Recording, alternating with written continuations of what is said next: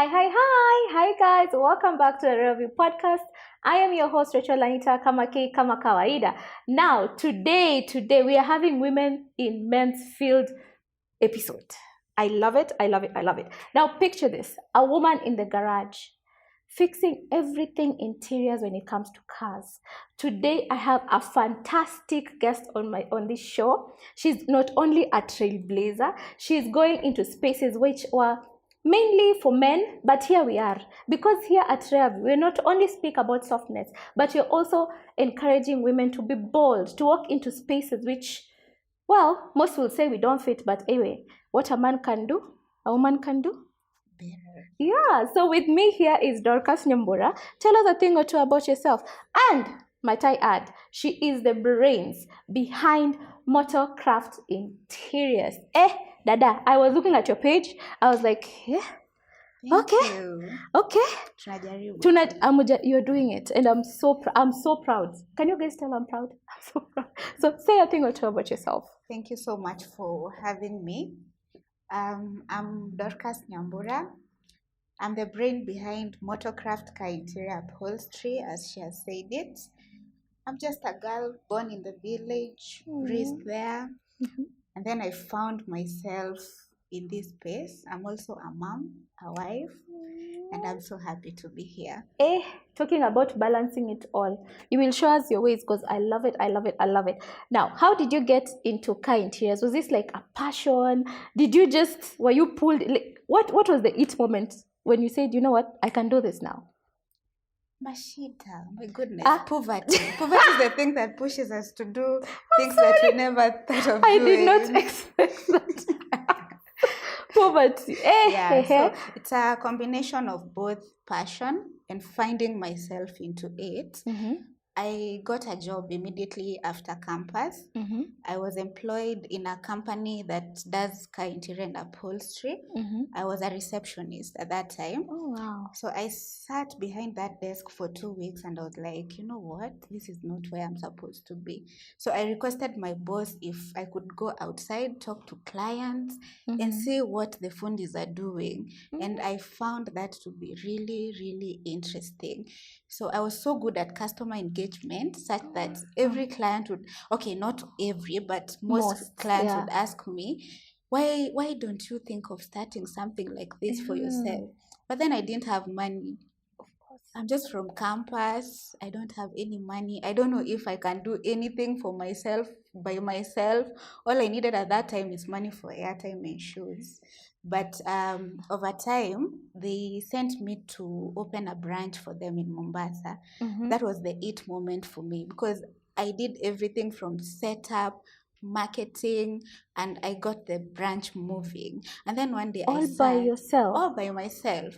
I was sent out there with just one machine and one fundi, and we got it going. So from that moment I was like, why can't I try and start something like this for myself? So an investor approached me. He was like, I have the money, I have the space, and you have the brains. Why don't we come together and see what we can do? And that is how I started off. That is a beautiful story. Thank you. So you like uliamua, I can do this. Why not go ahead and do it? What did you actually study in campus? Entrepreneurship, surprisingly. Guys, when people ask me what I study, anyway, you're doing a good job. I'm just happy that you're in line with what you wanted to do before. Every time I walk into a garage, okay, why am I even lying? I never go to that. I assume it's a man's thing, and that's what most of us assume. Yes. Now you walk, let's say, into a random garage, not yours. What do men usually say the first thing when they see you? Maybe you're bringing a car for another service apart from the interiors you're doing. Do they give you unsolicited advice? Do they ask you, what are you doing here? Are people shocked to actually see you in that space? Very much. Most of my clients, we meet from social media. So we normally maybe we were just chatting. Yeah. So you don't know who is behind the chatting. Yeah. And then the moment they make a call, they're like, maybe we're a receptionist. And then they come to the actual space and they find me in an overall doing everything. And they're like, What? Kumbe ulikuwa hata wewe unafanya hii Ulikuwa kazi. I know, right? So they serious? get shocked. But I think over time people are getting used to it, because I've also seen people now, ladies now coming up in the mechanical side. I've found ladies who are doing the wiring stuff. They're there. I've seen them. So Me, I think only know something one like- lady, and I don't know. I don't know if you know her. She does that check, the vehicle check before you buy. That's the it's interesting, honestly, because me and garages, the one time I went, I lost all my floor mats.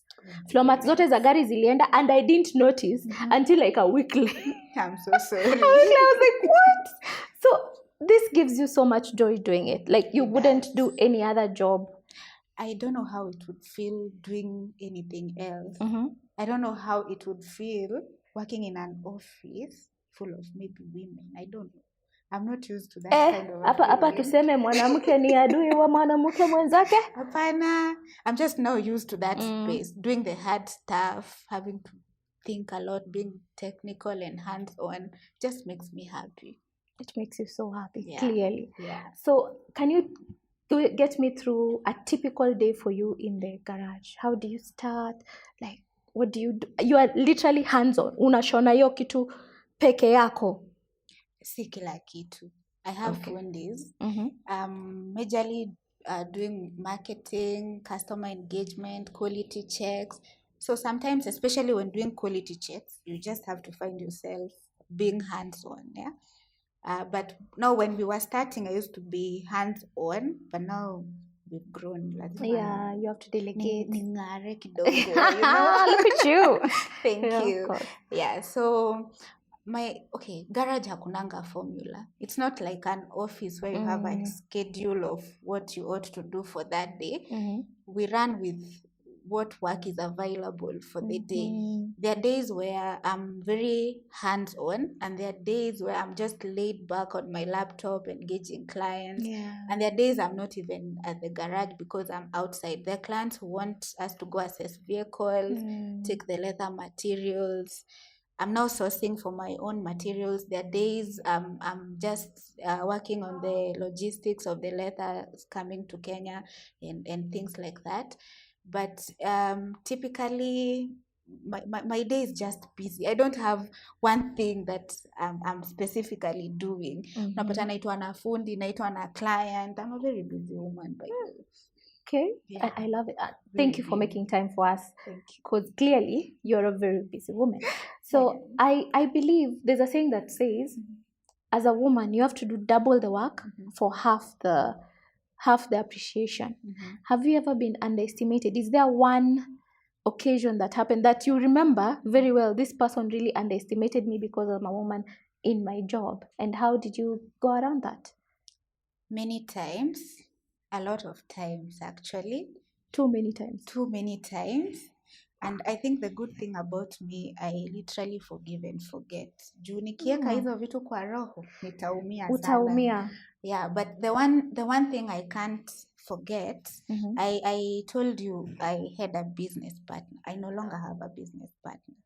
Motorcraft is now just purely me. So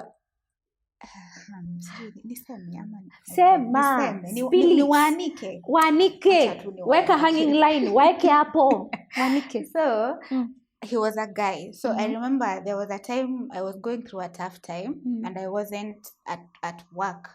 I took a break for about a month for me to heal. But given how our work is, I still had to do some work even when I was at home. So there's this campaign we were pushing. So I was supposed to make posters. Now because I couldn't do them myself at that time, my husband offered to do the posters for me. So sweet. Yeah. So so he forgot to put the company logo. And now we had a WhatsApp group with the business partner and the other shareholders. So I sent the poster, but it didn't have a logo. And then I realized. So I told him, but they umesahau kuweka logo. But now the one that I had already posted on my WhatsApp status is the one that didn't have a logo. Yeah. But everything else that I posted on social media had the logo because I noticed well in time. So the guy came to the WhatsApp group and started attacking me there. Like, Excuse you? yeah. What? Imagine, and I'm He sick. couldn't text you, kind of, or call Yeah, you, I'm or sick. I'm at home. So I explained. I yeah. had to explain myself. I told him I noticed, and it has been rectified. So Mhm. now he came to my now direct message and told me, you know what, you can never do this without me. Yeah. Oh, watch me do it. I can't. You can never You do can this. never. He actually used the words never. Never. You can never do this without me. I felt underestimated. That is Remember, so mean. I was the brain Behind the entire everything that we thing. were doing.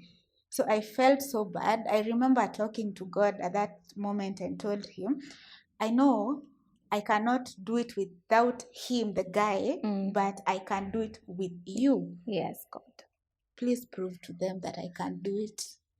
And you did And that it. is when now I realized I needed to move. Because that was not the end. When I went back to work, he still called me to his office and he went on. He used very harsh words, by the way. Akaniambia, mimi nitajitoa. Kama unafikiria nitaendelea kurun na wewe kampuni inakaa kibanda, nitakuacha na hapo na hiyo kibanda yako. Ujue venye utafanya. All because of a logo? I don't know. I think he had other issues. So and they say women are emotional, you know? Yeah. I'm sorry. I really cried. But thank God really we're here. Yeah, I'm so sorry. But I'm glad. I'm so sorry because of this episode. I want to show people how you can manage still being a woman, still your softness, but pia when it's time to quagrao, you keep it running. Yeah. So did you ever feel like there's a time you have to tone down your femininity, tone down being a woman to, step up and get the work done? Is there a time you just wasijue ni mwanamke ako hapa ndani anafanya hii kazi? Almost every time. Yeah.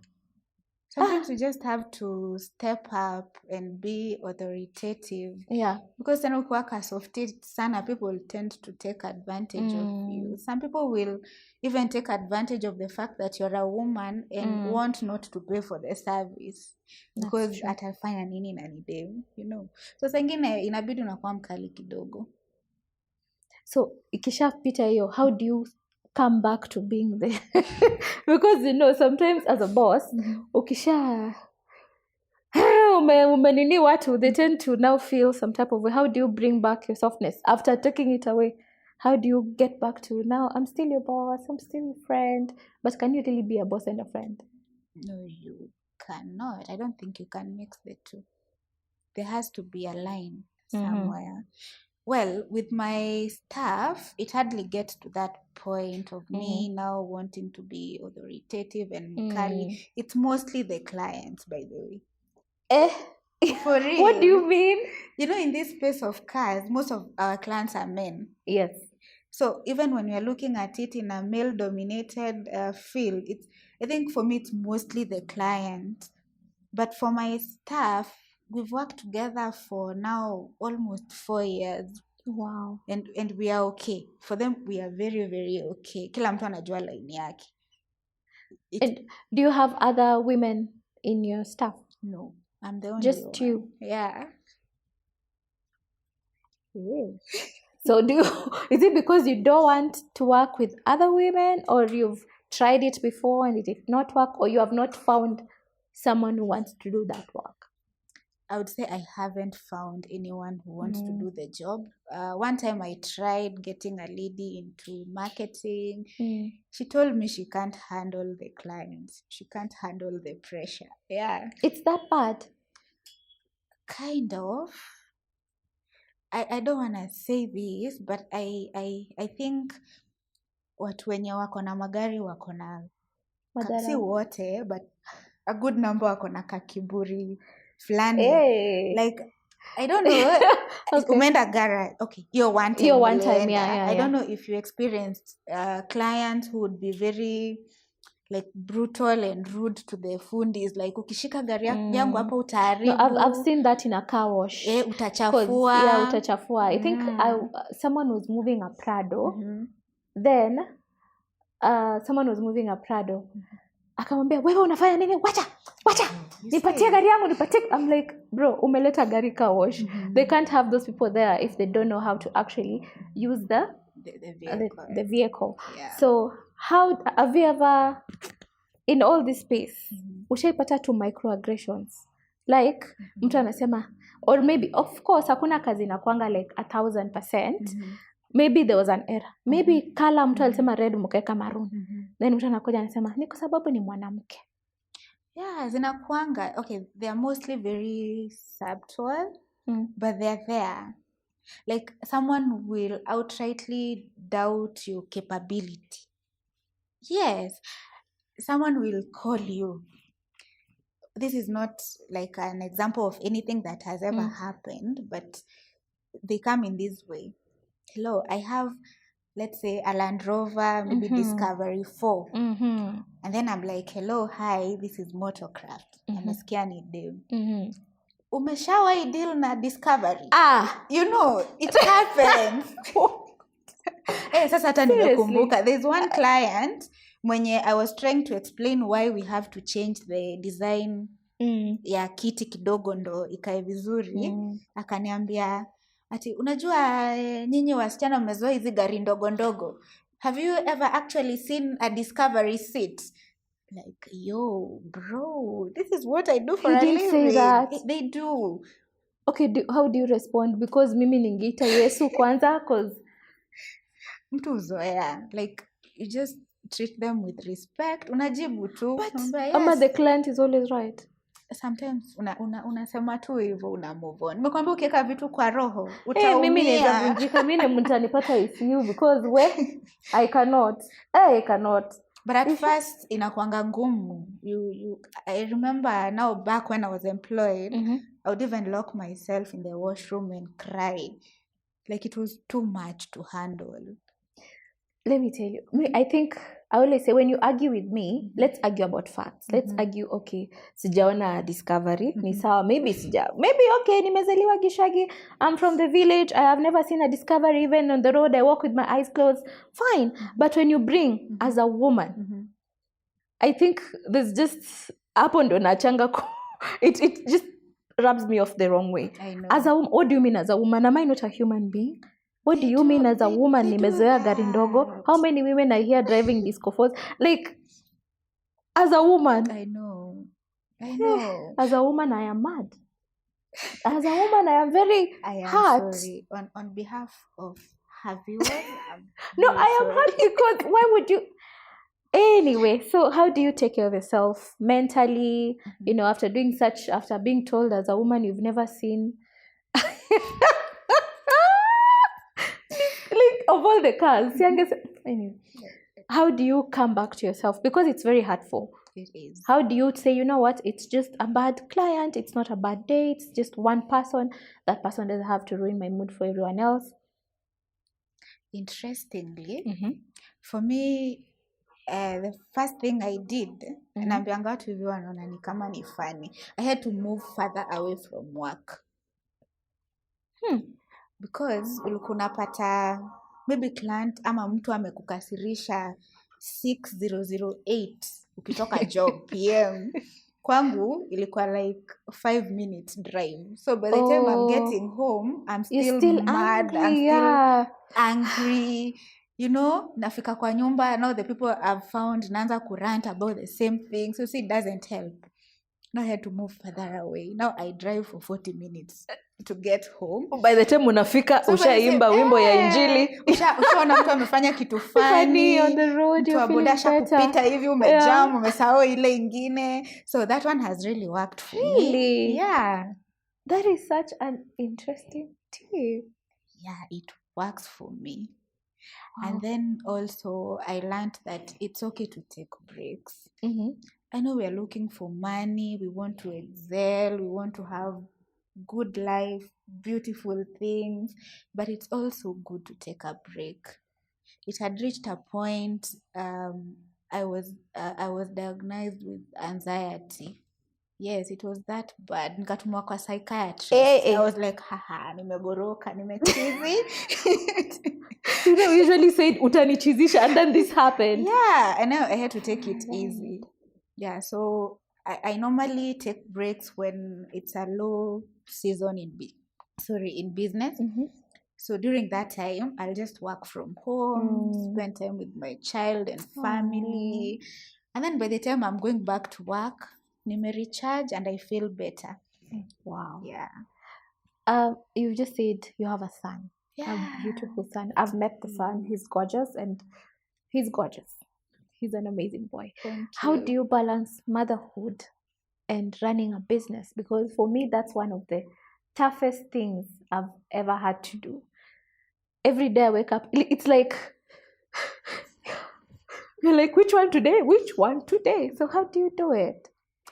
Is there a balance really? I don't know. I always ask every woman, but I always ask every woman, how do you do that? Always like, Hakuna. By the way, I don't think you can ever find a balance between work, child, motherhood. There's no balance for sure. You just run with what is pressing you more. At that time. What can wait? Yeah, because sometimes you'd be at work, unakumbuka mtoto ajaenda clinic. Oh, yeah. Now you have to leave work, go and clinic, then clinic, get back to work. Is there any point you've ever been at work with your son? I almost did last week. Hey. What happened? Nanny drama. What else? Ladies and gentlemen, here comes the nanny cam. What happened to your nanny? You know, when I tell people about, I always say, you can have the money. Let me tell you, you can have the money. You can have almost the time-ish, those first 3 months of taking care of your child. But nannies will humble you. They will. And they'll test your patience to the core. So how do you want to tell us what happened? Spill the tea, please.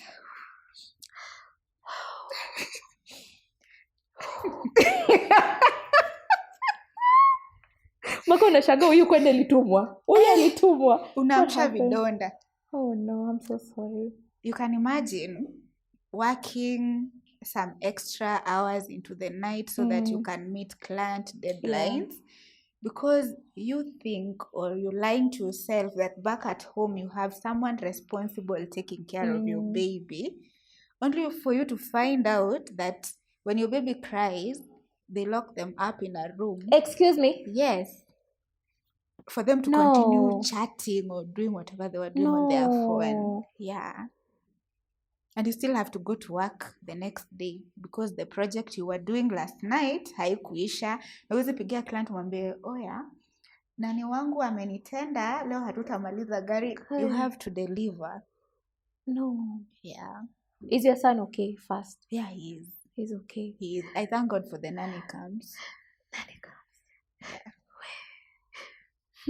I'm getting anxious because right now we are at work. I'm like, what's happening to our babies right now? But we you know what? We can do so much. Anyway, we can do so much at the end of the day. You just have to, you try and trust that the person with them is doing a good job. I'm so sorry for that. I really, is the nanny available for a short meeting? Can I I just need to talk to her. Kidogo tu. Labda tumtafute huko kwao. Alishaenda. But that is so wrong, guys. If you are a nanny, I don't even know why am I talking to. Anyway, if anyone leaves the child in your care, whether it's an auntie, an uncle, anyone, women out here, you know that's the thing. Siku hizi hatuwezi kaa tunachungojea mzee. We also have to send ourselves out there to make ends meet. So that means at some point our motherhood will be affected. We are not there. We're not like our moms or our grandmas who are there 24/7. So if we leave our children in your care, please, the least you can do is just take care of them until you get home, please. So do you have some boundaries when it comes to work that keeps you grounded? Are there like, you've just broken one boundary. I realized there was a day I was speaking to a woman who helps, she's Danielle someone. What's her name, Vanessa? Danielle? She's Danielle someone, but she was speaking about the one thing most women lack is boundaries when it comes to their work. Ideally, your office should close at what time? 6 p.m. 6 p.m. You are at work till 8 p.m. sometimes, 9 p.m., 10. Yeah. Why is it? So do you have an actual boundary that work? Because the time boundary, clearly, okay. Clearly, Yeah. In Africa, kuna mtu mwenye time boundary ina work. Huyo mzungu alikuwa anatuambia cause because hata I was like, imagine sizi acha client aende. Siko ubaya. Like if the client is available at 8 p.m, I will be available at 8 p.m. So it's really hard. It is. But is it an African thing though? Is it I think we don't respect our own time? I think we love money a little bit too much. But poverty imetuwekelea wewe. Hebu we look for that money in whichever way it will come. Yeah. So you're literally transforming and making better spaces. And I love it. What makes you the happiest at your work? Yani nini unafanya inakumba. Yani you're like, you know what, guys, I did it. What makes me happy? Now I'll draw a scenario for you. Gari imekuja. Wacha tuseme hata ni vintage. These classic cars. The interior is a little bit not sitaki kusema imechapa, but imechapa, yeah.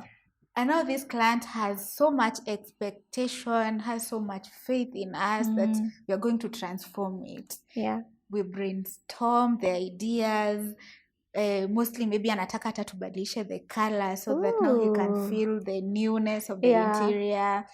Then we work on it. Okay, we first draw, then we work on it. Now my it moment inakuanga, the moment now the client walks in and I open the door for them like this and they're like, wow, this looks good. You exceeded our expectations. No, that feels good. That is awesome. Hata tunaweza funga hiyo siku mapema. Finally, one day mnafunga mapema. Tutasherehekea. Oh, that is beautiful. Now, would you like to add something on boundaries? Yeah. Being a woman in a male-dominated industry, boundaries are very important. And in most cases, inakuanga overstepped. Yeah. You understand?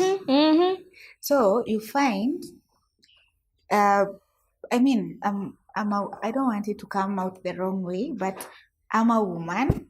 A very beautiful one at that. Thank you. Yeah. And of course, you're dealing with the opposite gender. So they get ideas.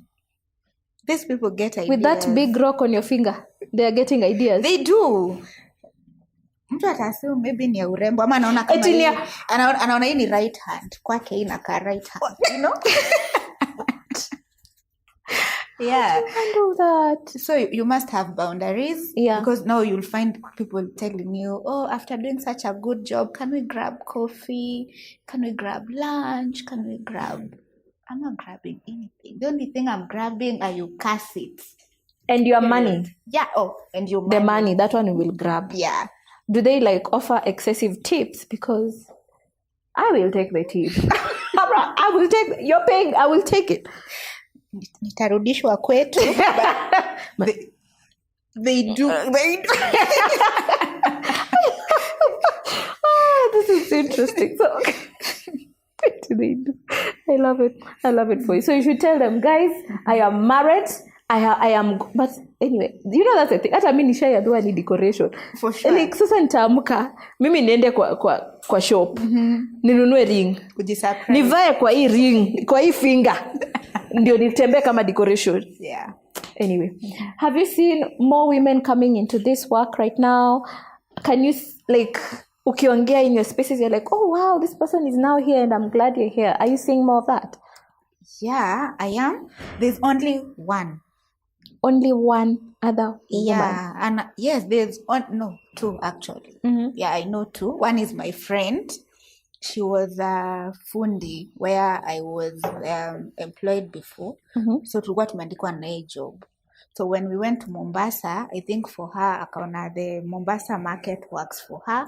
So she started something there, and then I came to Nairobi, started something here. And it's so good when we sit, talk, and share our experiences. Yeah. So it feels good to see women coming up in this field, and also sahi kuna mafundi kadhaa madem. Yeah, they are starting to come into the field, and it's such a beautiful thing. Oh, I love it. Yeah. You guys should have like a fair, like we should come and see more of these things, because most of the times, like I said, kama mimi, I think there was an influencer who was last week alikuwa anasema she asked a couple of her friends who takes your car for service, for instance.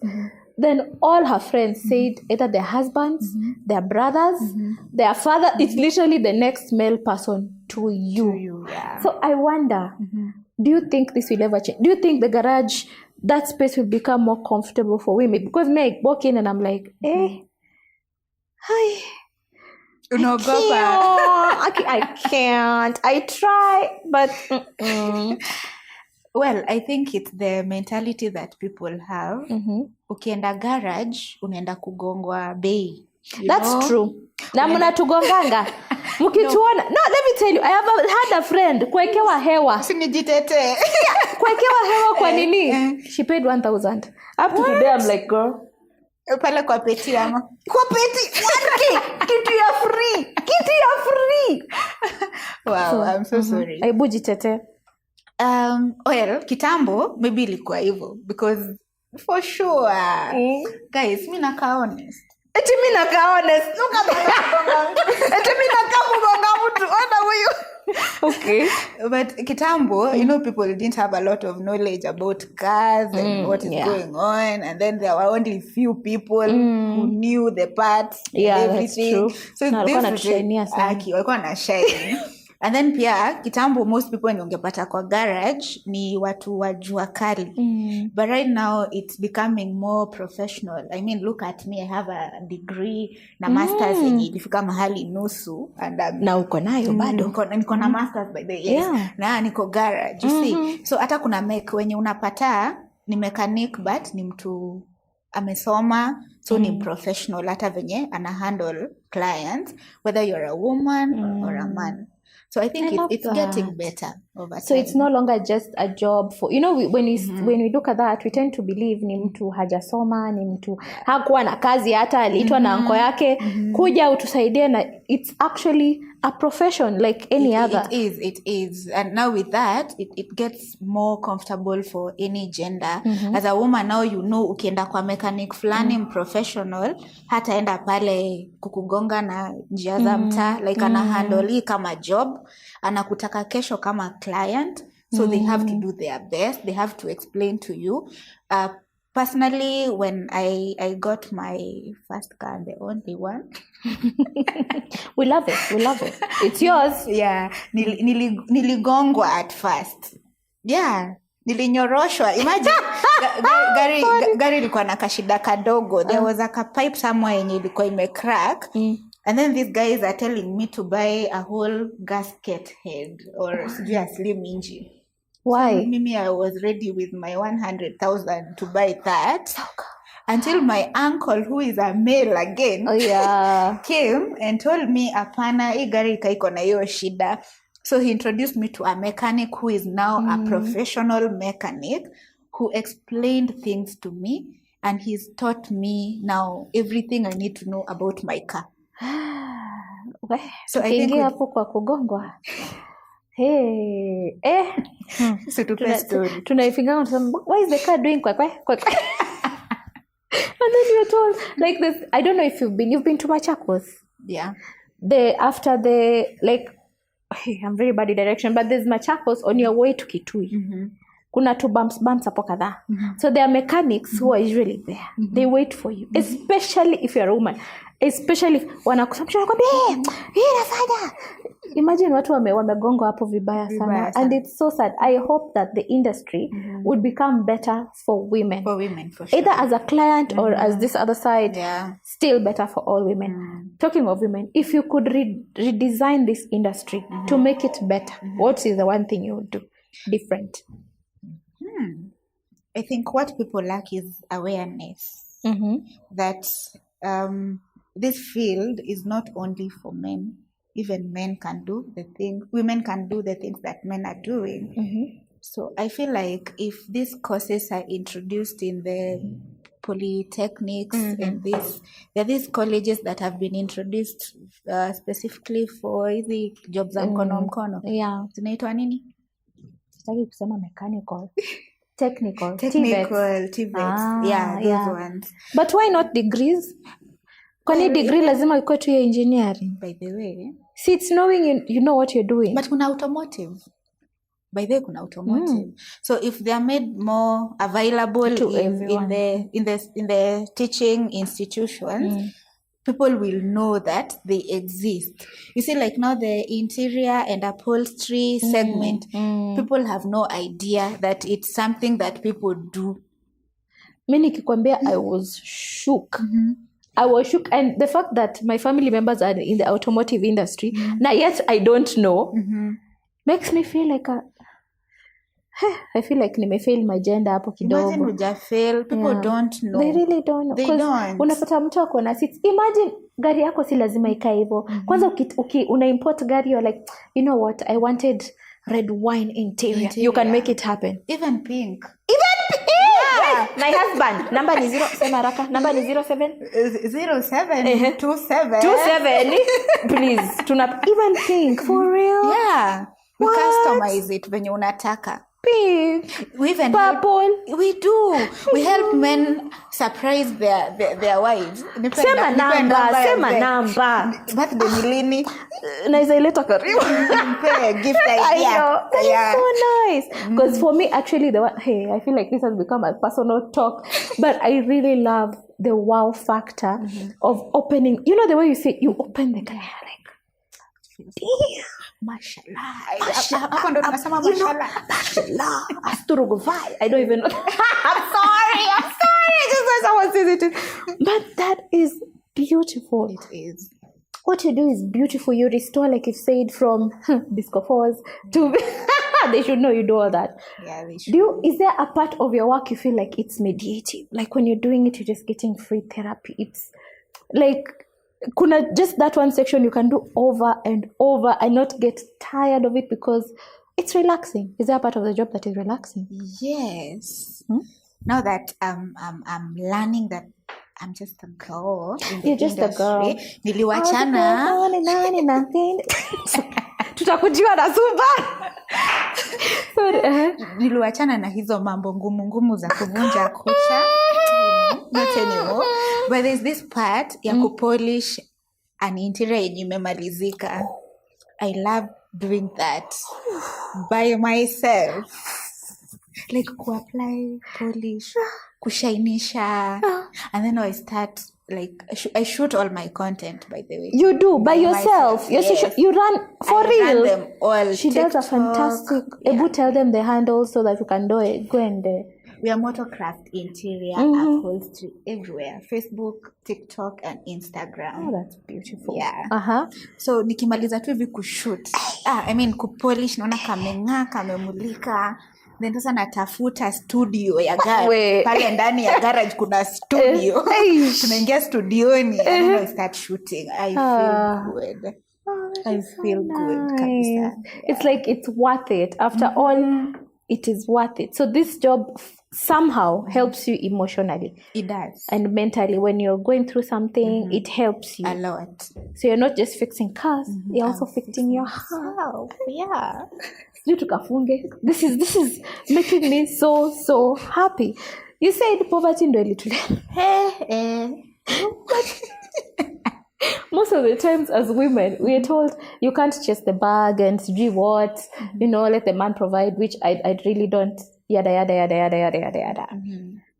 Getting this your own money from this business that you have had, blood, sweat, tears, kila kitu, hadi bubbles za mapua ukifikiria.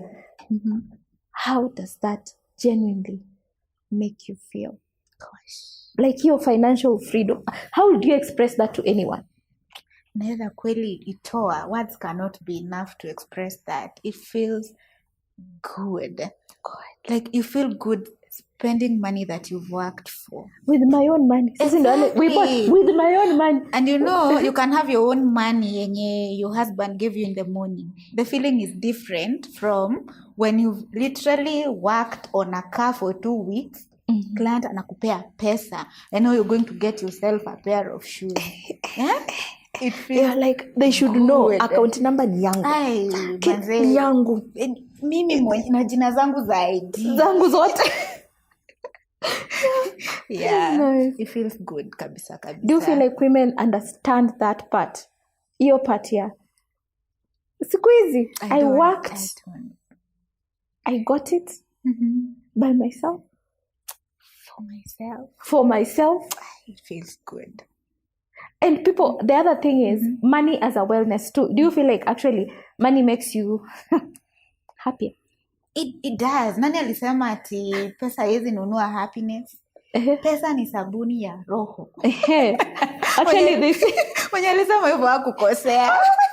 They say if you think money doesn't buy you happiness, you don't know where to shop. You don't, kabisa. Umepata na mimi bila pesa. Kwani nimeparara vibaya. I feel like we should have a before then after muosho moja. After msiweke tafadhali. Oh God, I can't. So how was I'm sorry.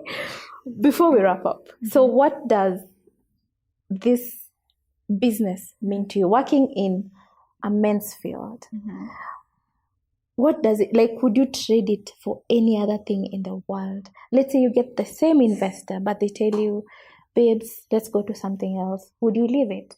I can't. This feels like this is me proving to the world that women can actually do these things. Women can transform lives. I mean, I've employed people right now, a lot of vijana tuko nao pale na ni kwa industry ya wanaume.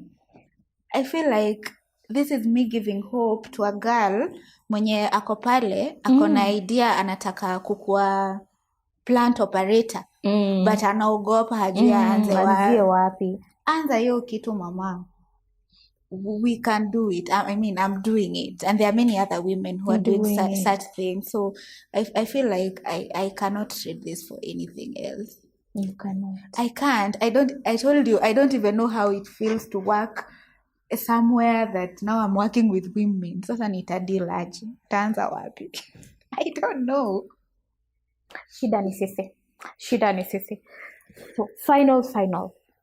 Okay, nimesema finals ka 25, but this is the ya ukweli for now real. The parting shot. If you look into the camera, assume you're talking to that young woman, the one you just said, who is scared to take up space in a man's world. What would you tell her? The thing you should be afraid of is regretting later in life that you did not do what you're afraid of doing right now. You have all it takes. Just start. All you need is to start. The moment you start, it will flow. And people are out here to support you.